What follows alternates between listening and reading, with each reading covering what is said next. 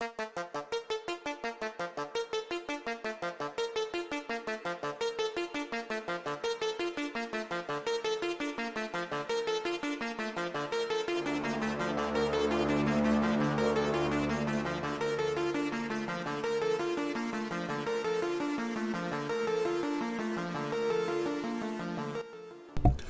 and welcome to another episode of a Wicked Parley.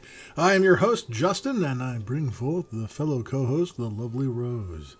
Hello, everybody. Today's going to be an interesting episode if people happen to be here. Yeah, hopefully the people happen to be here.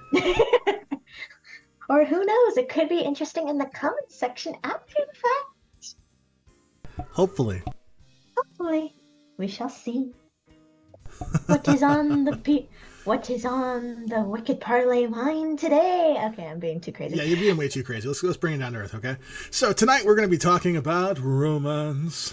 And of course, with romance on the exactly on the top of the guff here, let's go ahead and get into what exactly is romance. Romance. Romance. Okay. Alright. Alrighty then. So, when you think about romance, there's a lot of things that could potentially come to your mind. And, honestly, the Merriam-Webster dictionary has a series of terms that potentially describe what romance is. And so, while normally we usually say, hey, there's this specific term that particularly pertains to romance, I just kind of want to pop up some of the list of stuff that we have for romance. And, go through a couple of the main ones that are commonly said.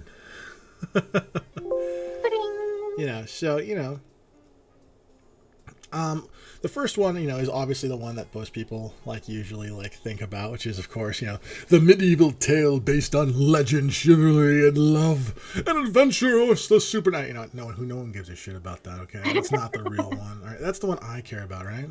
Anyways, usually That's the one that's fun. It is the one that's fun. Usually it's something to do with a love story, usually from a novel, sometimes from a movie or a TV show. A lot of times people utilize a lot of intense emotions to intertwine the definition of romance. And as such, we're going to untangle that a little bit at the end of the episode. But yeah, for you guys who are interested, this is basically the definition for it. We're not going to go into it, but if you want to pause the screen, take a look real quick, go for it. Otherwise, we're just going to jump into the episode, okay? All right, so enough with the definition. Moving on. So the first thing I want to say is, what do you think often people think of when referring to romance? I would imagine, typically, the following is usually an idea of a meaningful, passionate relationship.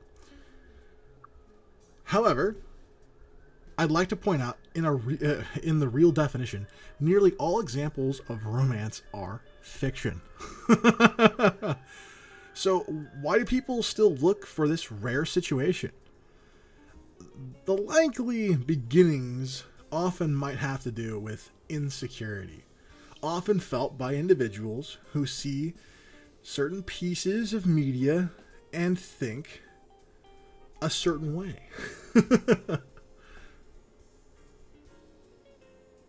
Rose, did you want to say anything? Let's see.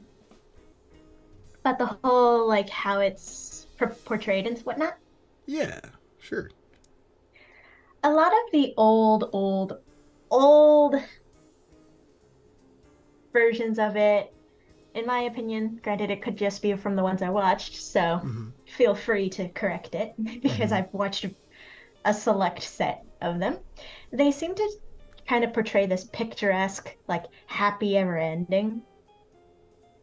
That kind of it's just meant to work out. And I'm just that don't exist. It just doesn't just work out. You have to work on it. What are you doing? It's not just gonna fall in your lap. Well, some people think that way. I know, but I look at that and I'm just no, you're gonna get hurt. No. Hello, host.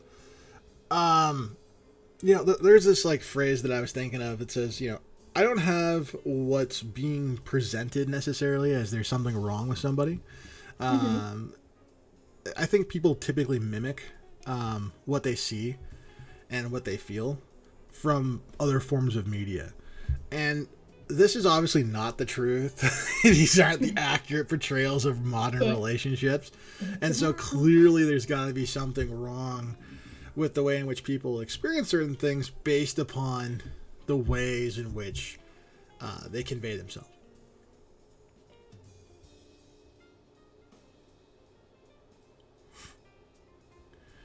You know, so like, I see that host is saying. Yeah. Feel free to read out, you know. Yeah, so host states that a hot take, true love is being comfortable farting near them. Yeah, no, That I think that's could be true. one interpretation because it's just like, it's just like every single time I'm in public, you're trying to like hold it back or try to quiet it down, and a lot of people are embarrassed. It's like, yeah, you can do that no problem around somebody. Oh, you got you got a deep bond right there that can't be swayed by anything.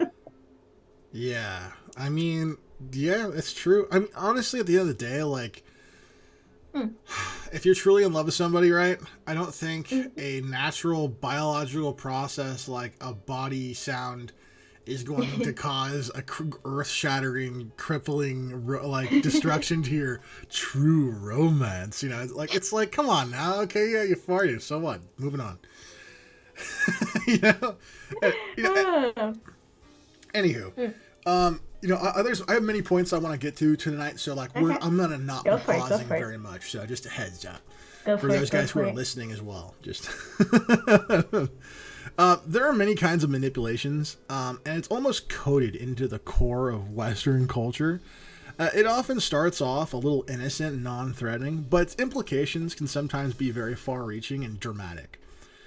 I also think it's fair to say, if not directly infer in most circumstances, the fact that gender conflicts being experienced today is likely due to the ways in which media advertises the various forms of relationships and what we consider idealistic love.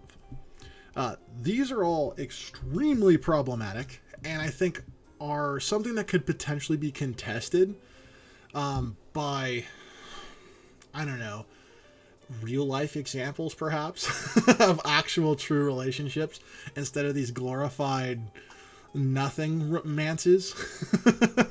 So, you know. What are some of your thoughts about how, you know, agency over sexualization for both genders and a possible, you know, a possible impossible expectation set for both Mm. sides of any relationship, which makes it incredibly hard for them to maintain. Like, what do you Fair think enough. about that? I've got a thing. I've got a couple of things about the impossible expectations Okay. because if you have impossible expectations, that means, if those expectations aren't met, you're going to be disappointed and whatnot. So if there was already something going wrong in the relationship, even if there wasn't, it only kind of adds to the sheer disappointment and potentially anger once something does go wrong. And I think like some bonds might be strong enough to overcome that, but there are other times where it's just so easy to kind of just not overcome it and just start blaming everything and everyone, maybe potentially lashing out. Ah. Do you think that like lashing out in those situations, or like when you see domestic abuse, like when you hear like people say like they're getting into fights and the police get called, and you think that that's the situation that creates that? Mm, I would say it's one potential reason due to either expectations not being met or just like way too much getting bottled up and going wrong with no fix in sight that it just kind of bottlenecks itself into a kind of volcanic eruption type of scenario. Huh. Well, maybe. Yeah. Like, I'm not going to say it's the only reason because it's not. hmm I'm just saying it's a potential. It's a possible explanation for some of the reasons, perhaps. Yes, Okay. potential, Yeah. but not the only one. Yeah. It's like, heck no. I've seen the explosion before. Like that Yeah. may be a little too close.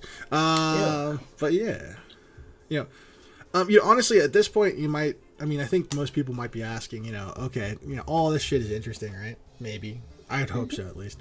But maybe they're like, how does this really relate directly to romance? How do you go from relationship stuff to romance? Because I think when we think romance, I think when we think about romance, I think that matters. It's not simply just, oh, hey, romance is this obscure idea that maybe some people in relationships strive to. It's something more meaningful. It's more impactful. It shapes the ways in which we interact or choose to interact with various people. And I think that those particular things are so incredibly important, and we need to be careful to make that distinction when discussing these things. That understanding how the concept of romance is interacted with between different demographics is critical in the overall structure, formation, and I guess long-lasting effects. And so when it comes to certain aspects of romance, there are, I would say, at least a dozen reasons, if not more, for why certain things are done in certain ways. At least from a Hollywood standpoint, which we'll get into in a little bit. But, I mean, when it comes down to what makes a good love story, what makes a good example for people to follow of actual, love and support, how do these things, impact or promote a overall positive outlook if we don't use examples from Hollywood? Or better put, how can we utilize realistic examples to promote positive relationships? Because some relationships are just non-realistic. All right. Nobody's ever going to be with, or not nobody, but the average person is likely not going to have an extraordinary partner. So how can people who are average enjoy and be a part of a romance in a way that is average? What exactly does that look like? How does that interfere? How does that, affect things? Well, what are your thoughts on that?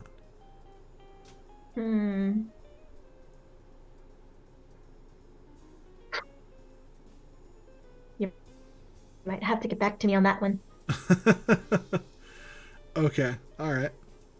Well, all right, let's go ahead and move on to the next area of things I want to discuss, which are specifically pertaining to how Hollywood has changed the concepts of romance. Okay. Yeah, I know. Okay. The way I think many people think of romance has likely been affected by the way that some movies and TV shows have been portrayed.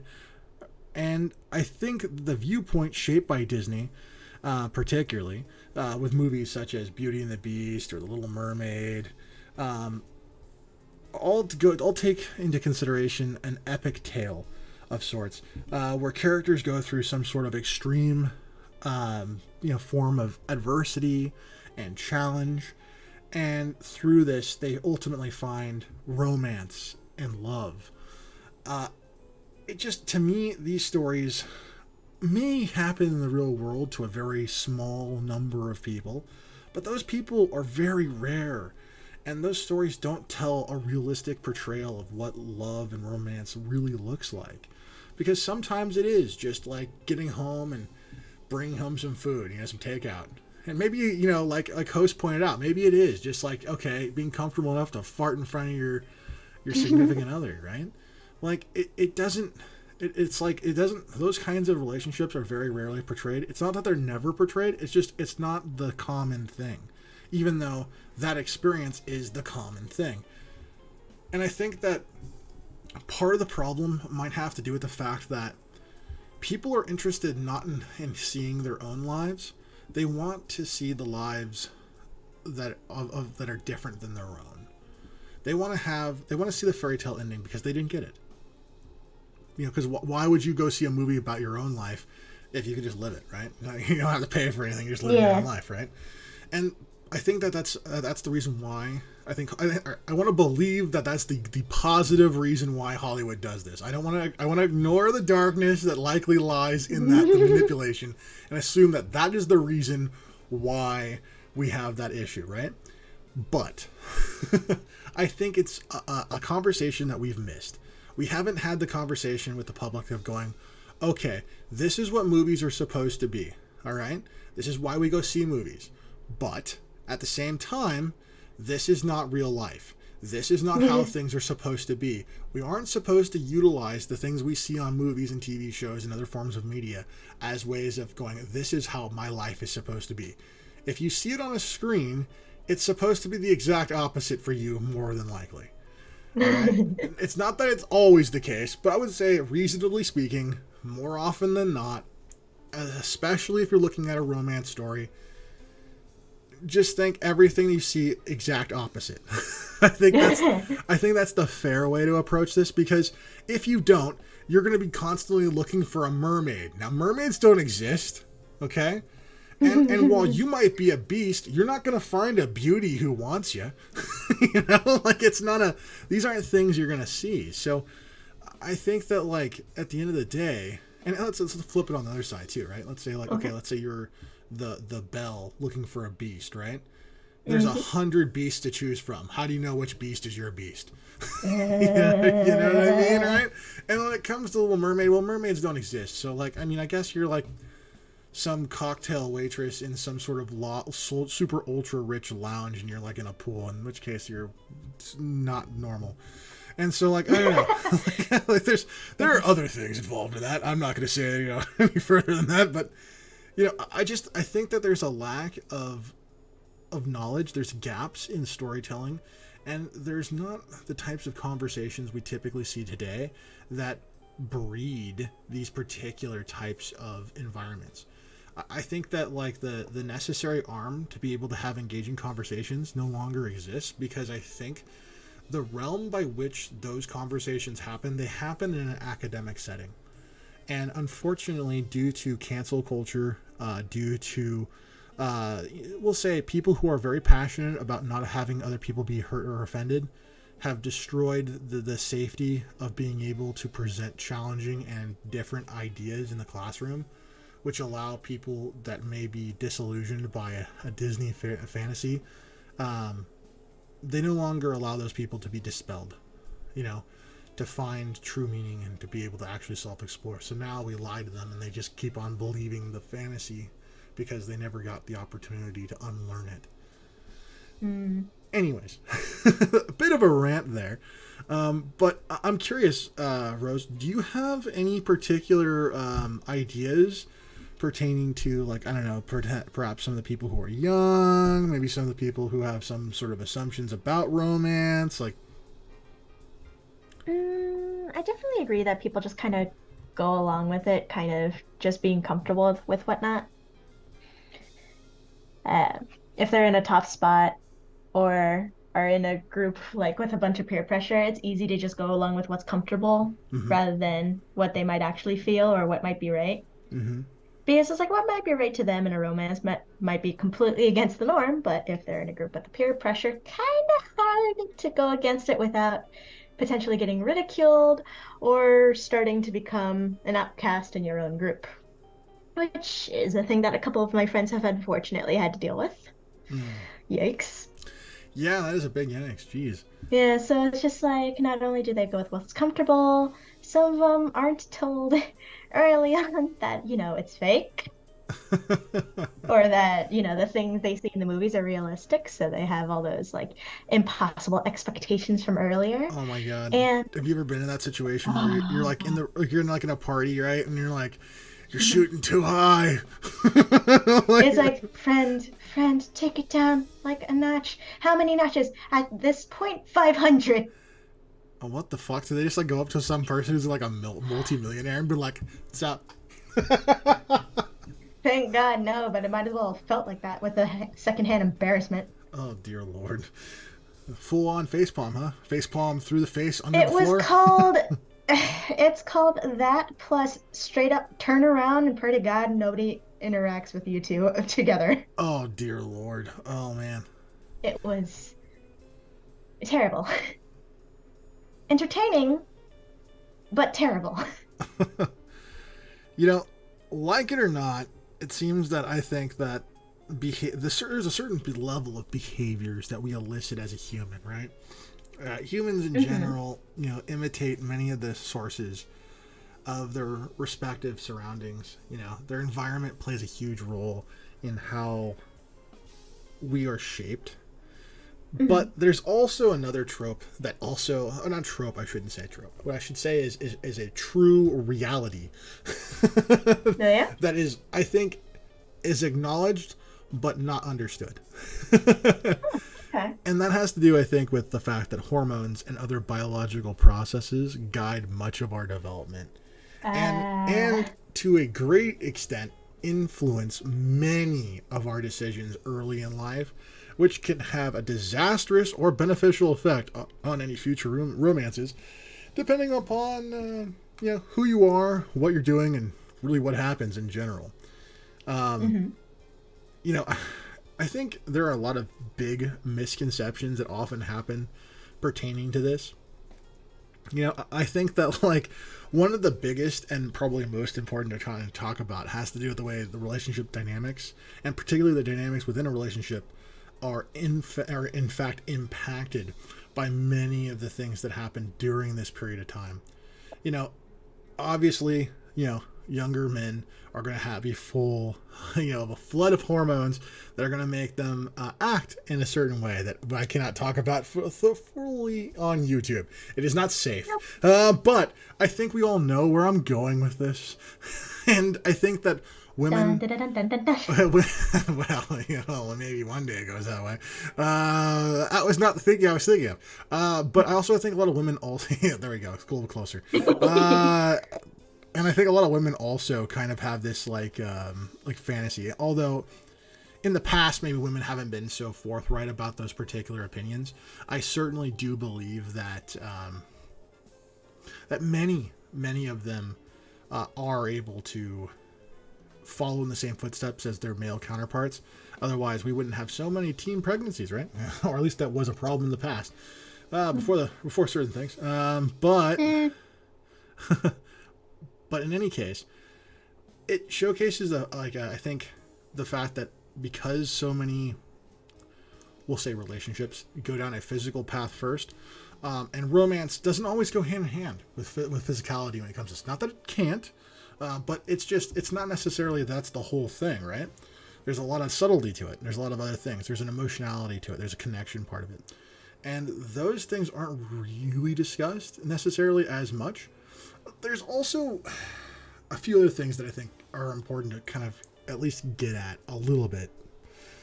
And I think it has to do with the fact that men and boys have to do a shit ton to pursue women. We have to deal with rejection. We have to be aware of a lot of other things, other interactions. Women, I mean, they have to look pretty and show up. you know? I guess in this particular case, you got two women who just showed up, right? But it's not the same deal. And it's not that there isn't like something there, but it's more like there are extra steps. And I think that being aware of all the things that are involved in this, I think are incredibly important to at least ask questions about and to some extent address. Because if we don't, then I think we're going to be potentially propagating a lot of myths, and we're going to be promoting a lot of stereotypes, and we're going to be putting a lot of undue pressure on a wide set of demographics that are going to wholly affect not just the way we perceive relationships, but could wholly affect the number of people we have in our country. I mean, because we already are seeing birth rates plummeting, and we'll get to that a little bit later in the episode too. But I think these things are important because it's an essential component in a larger ecosystem or chain that we really need to do due diligence and really honestly sit down with ourselves and understand the repercussions of any actions we may take as individuals. And then we can kind of like observe some of the byproduct by and large outweighs. But I don't think we have as much influence on the large group as we would like to think we have. However, before we get into questions I have for you, Rose. I see host has got a number of comments on here. Do you want to read through a few of them? Yes. Yes. There have been quite a number. Yeah, I would say, yeah. Let's just go to the. Hmm? Let's just go to somewhere around here. Okay. So I believe one of the questions I asked in the chat was, what do you think of modern romance movies and tropes in comparison to before? Better, worse, more realistic, less realistic, and whatnot. Mm-hmm. And Husted answered that they think romance tropes in movies haven't changed. They follow the same roles, endings, and journey, with media being the difference, such as with plays, animations, live action, or books. They also mentioned two other things: that Beauty and Hunchback are romances that have the same message, while The Road to El Dorado is basically a reverse Hamlet. And then I'm just Okay. like, and then I kind of asked, care to explain, because it's been a while since I read any of that or watched any of that. So I'm kind of curious as to why. I don't agree with host's assertion of that, but Which one? well, okay, all right. So I'm assuming you refer when it comes to Beauty, he's referring to Beauty and the Beast, and I think when he's saying Hunchback, he's referring to Hunchback of Notre Dame. I think they're radically different. I think Beauty and the Beast basically is telling a story that if you're as beautiful on the inside as you possibly can, then eventually your outer appearance will also become that beautiful, and that there's a form of acceptance that kind of happens in the interim between those things that is necessary as a catalyst to make that change happen. I don't agree that it's the same on the grounds that the Hunchback doesn't end up with the girl. And I think that the trajectory of the entire movie is really placating between a love triangle, and that's not the same thing. And what it's trying to really say is, like, one is trying to say inner beauty is real and that is what matters. The other one, Hunchback, is referring to basically acceptance, that the person is human. They're really, in my opinion, they're saying two different things. The Road to El Dorado versus, I mean, to be fair, I've only ever read Hamlet once. I've never seen a play, so my knowledge of this is like very, very sparse. However, your comment about saying the Hamlet is the prince falling to madness and in the mud, El Dorado is not that at all. It's literally two people who are basically like losers in their society, escaping and going on an adventure, and one of them basically falling for, a Mayan woman, in a nutshell, right? It's a different kind of story too. So, I mean, like, I think there's things you can draw comparisons for, sure, but I don't think that innately makes them all that similar. At least that's my opinion on it. And I'm not saying I don't know whether you read it as Road to El Dorado is similar to Hamlet or is the reverse anymore. Yeah. Because I know Host is saying that it's the reverse Hamlet. Reverse basically says that, like, they gain so it would be basically saying that they gain sanity, right? Is the gist of it, right? They're just as crazy at the end.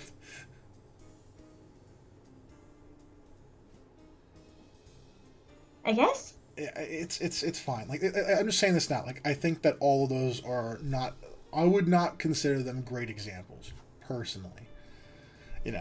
I think that there's things that you maybe can see commonalities, but I don't think that they're similar. I don't think they're that similar or even the same or anything like that. I guess it's just based on interpretation. Yeah, I mean, like, I think the thing in at least some of them is that you can probably say, I ain't got the time to write a proper thesis. All right, host, it's fine. Like, today in this essay, we shall. Yeah, no, today's essay, we'll discuss the merit of this. It's like, it's fine. I would just say, like, if you have a point particularly pertaining to at least Beauty and the Beast and Hunchback, I would like to hear those because I'm more familiar with those than I am with Hamlet specifically. So, like, while I'm very familiar with the Road to El Dorado, Hamlet's something I've only read once, so it's like I don't have that much knowledge in it. I've seen all three of those movies dozens of times, so like it's a different story when it comes to my ability to talk about it. I think that there are some things that I do think that it's important to probably kind of like break down that I didn't mention though, pertaining to romance specifically though, Okay. that I think is also important, and that has to do with the idea of roles. Um, this is an uncomfortable subject because I think that a lot of people don't like the idea of gender roles. There are people that I've talked to about this particular subject that didn't Yeah. find gender roles particularly comfortable or even a good thing. And to that, I say that they're entitled to their opinion, but I do believe that I think they serve a purpose. And my stance is that gender roles certainly are valuable and are necessary to have a healthy relationship because a gender role is at its simplest point, is a type of action or behavior that is understood in the context of, oh no, in the context of a culture. I just read what host said. Ah, Oh man, yeah, no, we're not going to go on freaking tangent. Okay, that's not happening, host. Um, hey, I could just write. Hey, continue. you know what? You're Hold on, fine. also. You know, Oh no. he's gonna throw me off topic here. Congratulations, sir, you did it again. But you know what? Here's what we're gonna do. We're gonna do an entire episode about how shitty Disney is and Oh how they goodness. do things. No, we're gonna do Oh this. no. Yeah, that's gonna be an episode. Okay, Oh god. look Okay. for it in the future. All right, because there are a lot of problems I have with Disney movies. But anyways, back to what I was saying. Like Yes. gender roles are incredibly important because they tell each person respectively in the relationship what the rules are. Okay, so if you like hypothetically, or if you're the guy, then you don't strike a woman. All right, when it Mm-hmm. comes to like a woman, there's certain things that they're expecting. Most people are going to have a discussion way before any relationship really gets any too deep of expectations. All right. I am not saying that the woman's role is anything. All right. I know that a lot of people who discuss gender roles often go to the idea that a man's job is to fix cars and a woman's job is to clean the house and cook food. It's like, that's not what I'm saying. All I'm saying is that certain gender roles that have masculine and feminine typings typically are best kept in the respective spheres where they can interact fairly, as well as being able to equally be able to understand where people are coming from. That way, you lower the chances of miscommunication. And as host put it, gender roles equal rules of engagement. Sure. I like that. That's cool. And that's true. That's what I think. And so I think that, like, in the past, particularly in this idealistic 1950s culture that often people who are conservative seem to promote, and people who are on the left seem to mock. I think this is one of the areas that they got it right. And I think that the reason why they got it right was because it allowed for fewer fights. Now, am I saying that it's perfect? No. Am I saying that what is stereotypical is correct and should be the way things should go? Absolutely not. What I am trying to say is that having clear lines of communication and being able to clearly understand, okay, this is my role, this is your role, and this is what we're going to do, is the best way to have a practical, strong relationship. And that is something that is not regularly taught in the West today. That is something that you find in small groups of people who are usually connected, who are usually religious in affiliation, and unfortunately, the West has a large number of people who are not like that.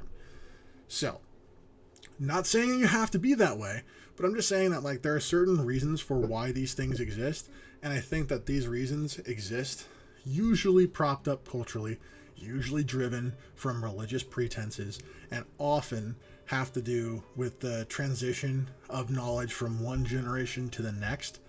And when you don't have a father and a mother in a very easily definable role, it is very difficult to transition that information from one generation to the next with only one parent, or with the parents having roles that are uncertain to the outside viewer, i.e., children.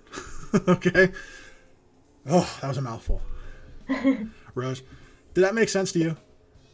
It made sense to me. Okay. Do you have any comments for that? Mm, for me, it's just kind of, do it kind of do what you're good at. Do what you're good at, huh? Like, it's just like, I can agree that the gender roles are good for, like, kind of placeholders if you don't know what the heck you're doing, especially in a Okay. new family. Sure, okay. It's just like, if you happen to know, if what you've got happens to work and it's actually working well and not like going into a dumpster fire, Uh-huh. then maybe those rules like apply, but in different ways. Because like you're gonna have your roles. You're gonna have your roles regardless. It's just kind of how it's split apart. Like there's gonna be gender roles no matter what happens, Mm-hmm. but it's like some of them stick with, their certain sphere, and then some of them get flipped because maybe they happen to be raised in a way that makes them better suited for it. They Certainly. still exist, it just happens to be switched because of cultural reasons. Yeah, I mean, that makes complete sense to me. And here's the other thing, too. I guess I didn't mention culture, too, but I think culture plays a huge role. Like, Yeah, yeah, yeah, too. yeah, like, depending on certain backgrounds, like, certain things are expected of Ooh. certain people, all right? Like, Mm-hmm, mm-hmm. I mean, can you speak to anything that's particularly strong within your particular sphere of culture, Rose? My sphere of culture? Yes. Mm, not anything too strong on my particular case, but I did find out something interesting about one of the Eastern cultures. Oh, yeah, what'd you find out? Specifically about how they host their weddings. Oh, God. Oh, hold on. Okay, is this like the friend from Saudi Arabia? Yeah. Oh, God, I think I know, but please continue. I mean, I'm not gonna say it's the whole truth. This is just like what they told in like a group setting. It was just kind of interesting that, in Western culture, like the weddings are mostly, especially in America, some big, like, heckin' party type of scenario. Uh-huh. And the way that they were describing the wedding parties over there, it sounded like two separate things. It almost sounded as if it was the bachelor party is its own wedding and the bachelorette's party is its own wedding before the actual husband and bride actually come together as a couple. And I'm like, wait, wait, wait. It's like, oh yeah, there's two separate weddings. It's like there's one for the guy, there's one for the men, and there's one for the women. And I'm like, so you just turned the bachelor and the bachelorette's party into two weddings? It's like, yes. And they can be on different days? Yes. What if they're on the same day? That's kind of rare, but it does work. What? Oh, boy. I was very confused, but it was very intriguing because I was like concerned about the logistics, and it was very interesting. Because I was so used to one thing, and that's what Yeah. happens in today's society as well, especially if you meet somebody from a different culture. Yeah. I had a suspicion this was the thing. Like, I heard another story, um, Yeah. of marriage ceremonies, and the thing that like was the most interesting was the fact that, like, I think I could be mistaken on the exact place, but it was in Africa. I want to say it was Nigeria, but it could be somewhere else. And here's the legit thing, right? Okay, so like in Okay. order to ask someone to get married, basically, you have to Yes. either give them like $10,000 or you have to buy Whoa. them a series of cows. I can see it. And here's the thing: the nuptials happen the moment the transition is done. Oh. In some of these cases, like supposedly, like the moment that the person like hands over the cow, like effectively they're married. Then there might be a ceremony later, but like that's when they're married, technically. And it's That like, sounds like Western culture hand fasting at that point. and it's like it's almost Like that is very interesting, but like if you compare that to Western culture, that just sounds like hand fasting. Like shotgun winning type yeah, of. yeah. I don't know, like, if that's. I don't think that's healthy because it sounds like the woman's being traded like a piece of property. But I mean, like, this is how they do it. I guess I don't know. To me, I think like romance, like particularly like relations and stuff like that, Yes. like I think have to be mutual for them to be successful. I don't think that's like the way it's always been. Well, but like, successful and happy. yeah, I guess that's the caveat to add there too, huh? It's got, in order for it to be successful and happy, it has to be mutual. Yeah, because it's like like you've seen successful marriages. They may not be the most happy, but they do work at some point. Maybe not in the emotional aspect, but for whatever reason, the marriage might have come about for anyway. Like Yeah. the occasional arranged marriages, occasionally. Yeah, I guess. All right.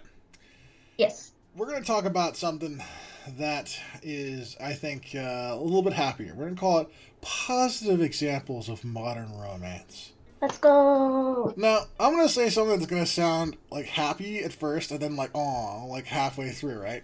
Okay, I am But preparing my emotional yeah, state. prepare for the coaster. Okay. All right. So if you think about, if you actually think and go and try and find examples of this, right? Of Mhm. positive, happy, romance based relations. The only ones that I could find came from fiction. And I'm not even talking about like, I'm not talking about like the super idealistic. I'm not even talking Mhm. about the most ideal. I'm talking about just like the base levels of romance. You can't find true examples of them anywhere. Ooh.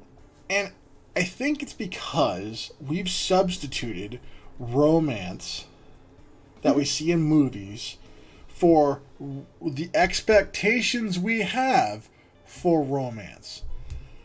And I'm going to say that for the most part, I genuinely believe that this is actually a good thing.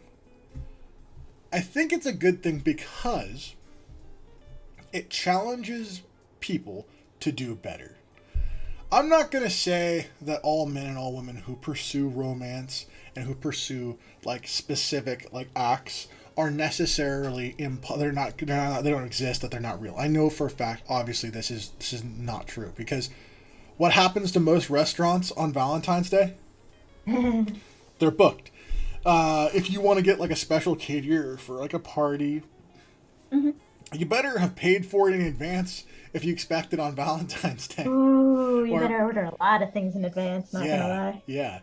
So, I don't really think that these things are necessarily romantic. And I definitely think that certain movies go way, way too far, okay? The Notebook, especially, is the worst movie example of romance, okay? I'm going to be very clear about this, okay? I do not believe that you threaten a person you find attractive to force the person to go on a date and then become obsessed with them, and then you guys become obsessed about each other together, then hellaciously break up, and then come back and cheat on your fiance to have a healthy relationship. That's not a good Uh, story. Like, for anyone other than the fiance that got left. Okay? Like for real. Like, not a good example of a love story at all. Goodness. It's not even close to reality. And so many people I've talked to said that this was like their ideal idea for romance. It is flawed to a degree that is so, it hurts my feelings personally. It does. It does. Like I wanted to get it off my chest. I wanted to make sure I was very clear about this, okay? Fair enough. Fair enough. But I do want to say that there are some very positive examples. I think men or women who buy special trinkets or flowers or flower petals or candies or do sweet gestures, they are fostering an environment to promote romantic entanglement, Hmm. which I believe to be great. And if you use certain things you see in a movie or in a book and it means something specific to your partner, then go for it. Imitate the movies. But just don't imitate terrible ideas like The Notebook, okay? No Titanic, no Notebook, all right? None of that shit, all right? Borrow concepts that are realistic, that actually mean something to the person you're with. That's what's key, okay? Just make sure I'm very Yeah. clear about this. Okay, all right. Now, I did promise that I was going to discuss a little bit more in depth about gender roles. I know you don't want to hear it, but we're going to go into it anyways. And I'm going to tell you why. It is important. Exactly, just that.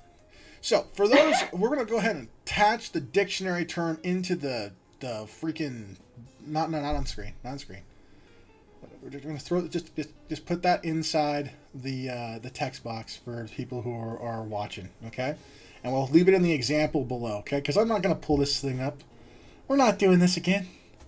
If you care, you have the definition. It's right there. Go look for it. But if you don't know what the fuck it is, then we're just going with it, all right? Gender roles, in my particular opinion, are critical due to how much we as humans model our behavior from our peers. It is a fact that you cannot avoid. It is a reality that we must all come to accept, because the truth is that the statement of you are most like the 5 people you spend the most time with is probably true. Okay? It's probably really, really true.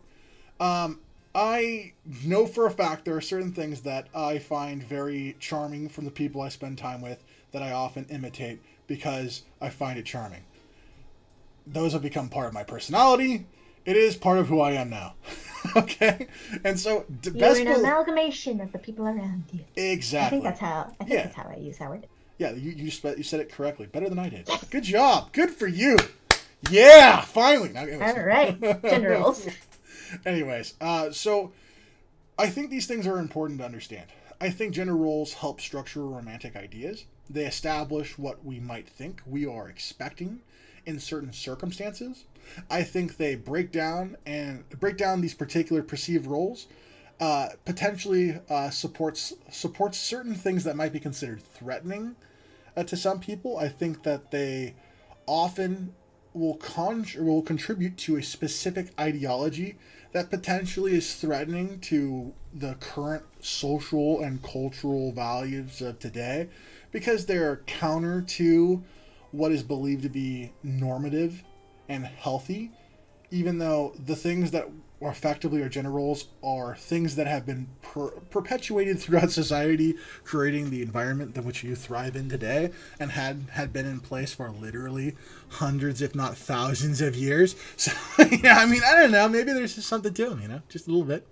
And I want to leave you guys with a couple of questions, and we're going to get to a couple of those questions. But I just kind of want to list off a few of them. And if you guys are watching this in the future, feel free to throw it in the comment section, email us your answers. However you want to convey your thought, I will be open to it. Okay? My first question that I have is, what does this mean for people? How exactly does modern romance impact modern people today, right? Mm-hmm, mm-hmm. Here's some thoughts that I have. I think it means... less people will get married. More people are going to be unhappy. There's going to be more single males because women will share. There's going to be a lot more pets getting adopted. Birth rates will plummet.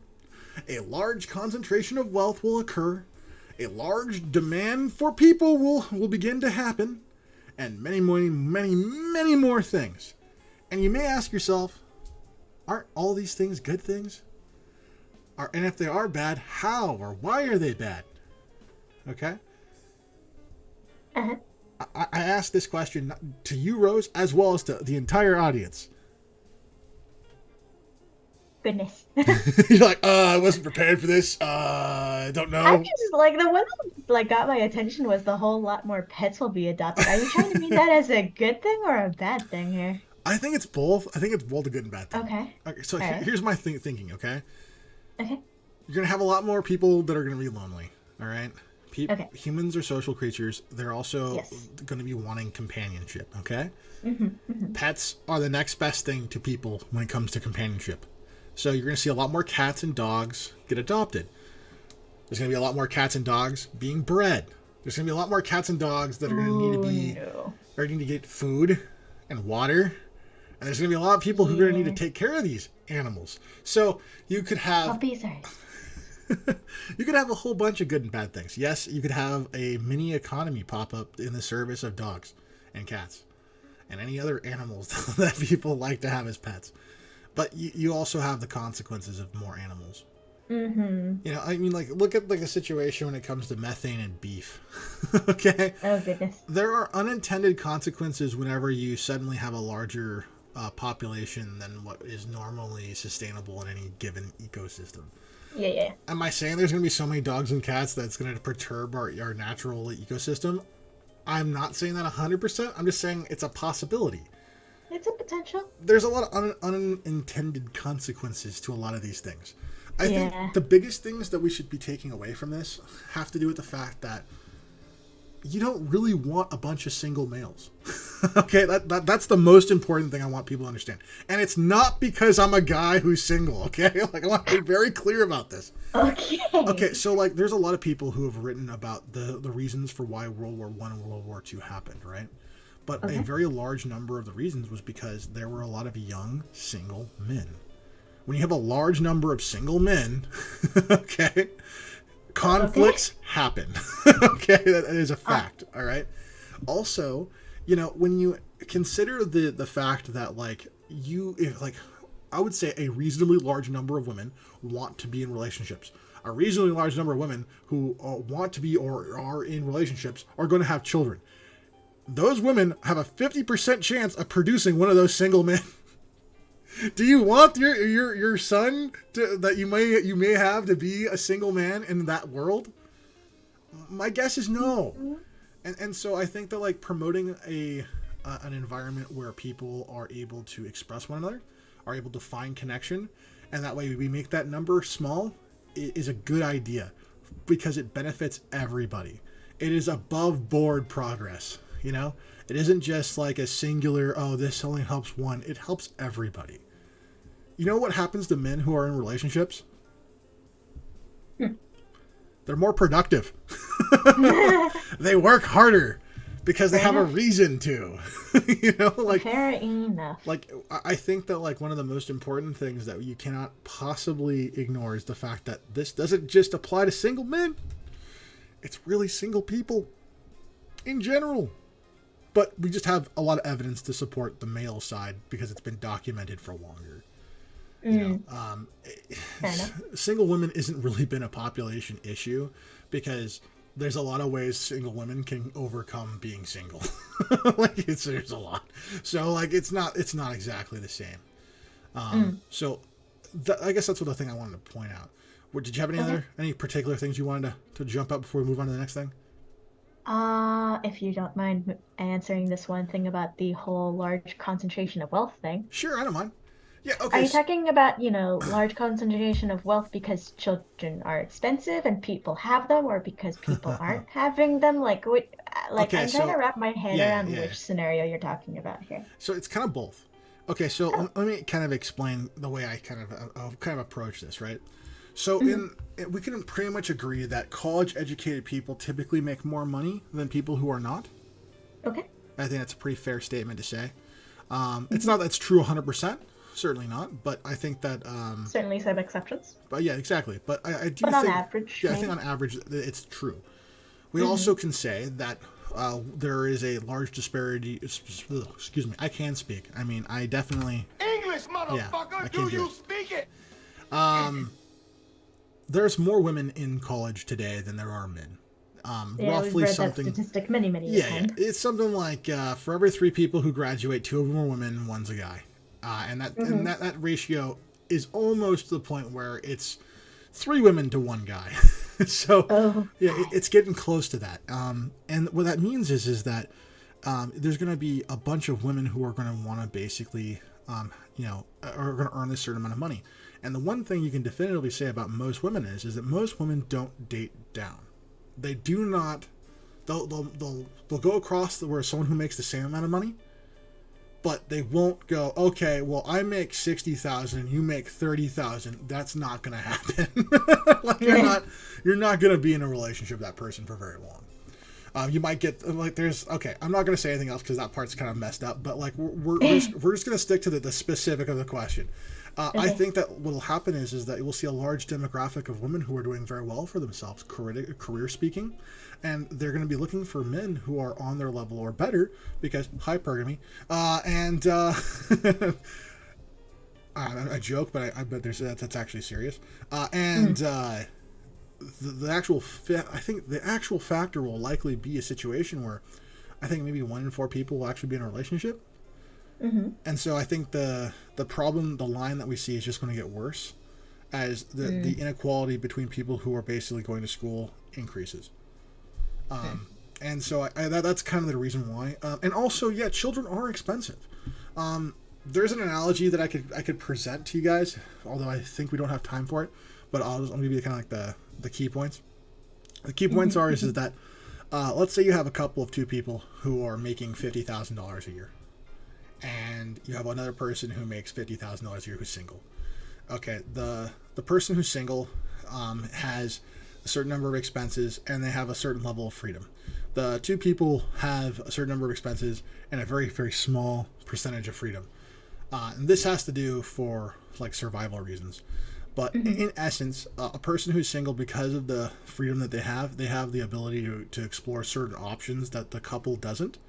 And as a consequence, a single person is more likely to have more material possessions at the end of 20 years than a person who is in a relationship. And that is because typically in relationships, you are building towards a goal.